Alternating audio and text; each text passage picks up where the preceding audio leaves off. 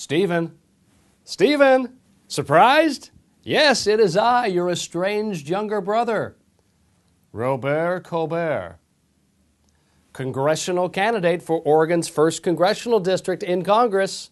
How serendipitous. The both of us running in the 2 most watched elections in the country at the same time, like twins who, though miles apart, simultaneously have the same urge to scratch something. You for president of South Carolina, and me for this special election in Oregon.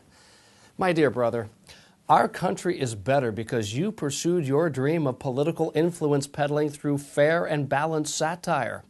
Yet, Stephen, you left me behind.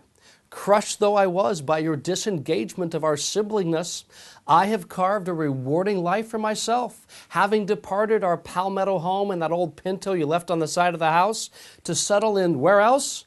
Portlandia, the real version, which, as we all know, is ripe for Republican conquest. I watch you on television, Stephen, and understand almost most of what you say.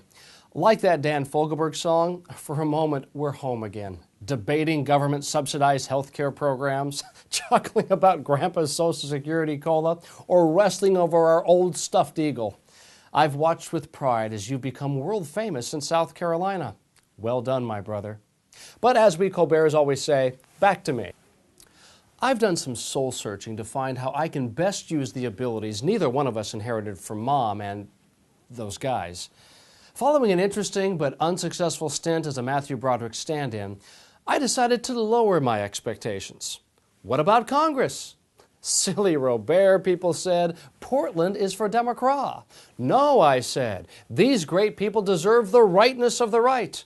I am certain I can represent this district far better than the last guy, which admittedly is not a terribly high bar since he was forced to resign in disgrace after a sex scandal. You know how that goes. Anyway, now it's a race, and I humbly request the Colbert bump.